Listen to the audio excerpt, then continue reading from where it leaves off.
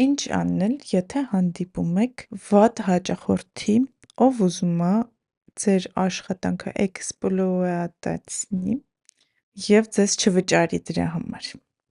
Բաց թողեք այդ մարդկանց։ Դուք չեք պատկերացնի, թե քանի անգամ եմ լսել պատմություն, որտեղ եղել է ինչ-որ մարդ, ով որ ունեցել է մի ֆանտաստիկ Fiverr-ի աշխատող էջ, հետո մի օր մի վատ հաճախորդ եկել է, իրենց աշխատացրել է,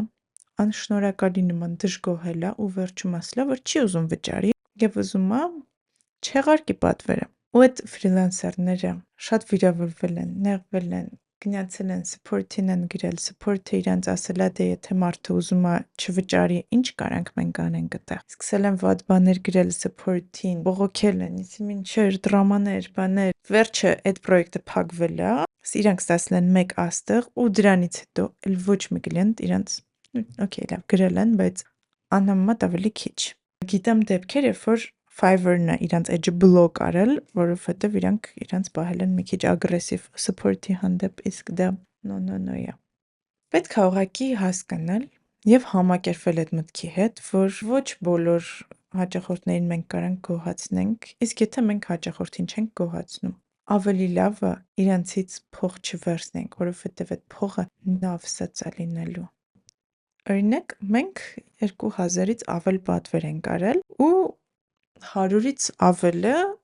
չեղարկված պատվերներ են։ Ու այդ 100 պատվերների նամակագրությունը որ նայեք, նենց նամակներ ենք մենք ստացել հաճախորդների կողմից, որտեղ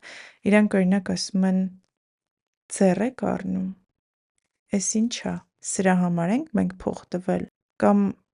մենք մտածում ենք, որ դուք նորմալ կրեատիվ թիմ եք, բայց դու մի ասա անկապ գործան։ Այս տիպի լիքը կոմենտներ ա եկել, բայց մենք մեզ չենք կորցրել, ասել ենք խնդիր չկա։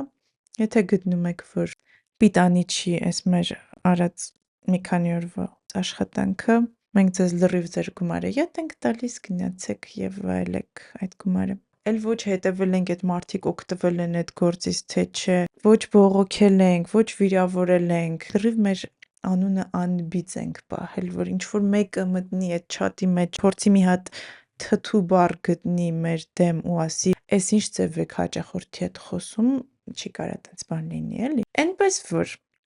կարելի է ուղղակի ընդունել, որ այդպիսի դեպքեր լինում են եւ դա անխուսափելի է։ Վերջ ու բաց թողել ու շարունակել հանգիստ ապրել շառից փորձանքից հեռու։ Անկամ դեպքեր են եղել, երբ հաճախորդը չի էլ ասել ուզում եմ փողերս հետ տակ եւ այլն, մենք ենք առաջարկի, ասենք լսեք, զգում ենք, որ շատ դժվար է ձեր հետ աշխատելը, ձեր ուզածը չենք կարում ստանանք ու անիմաստ շատ ժամանակ, էներգիա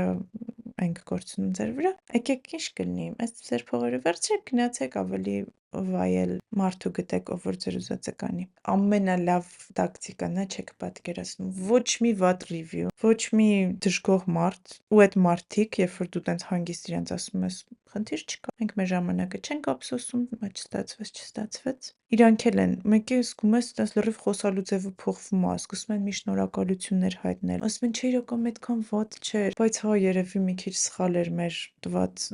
առաջ խոսքով։ Ուղղակի բաց թողեք եւ անցեք առաջ, պետք չի ձեզ այդ նավսոտ փողը։ Մերսի։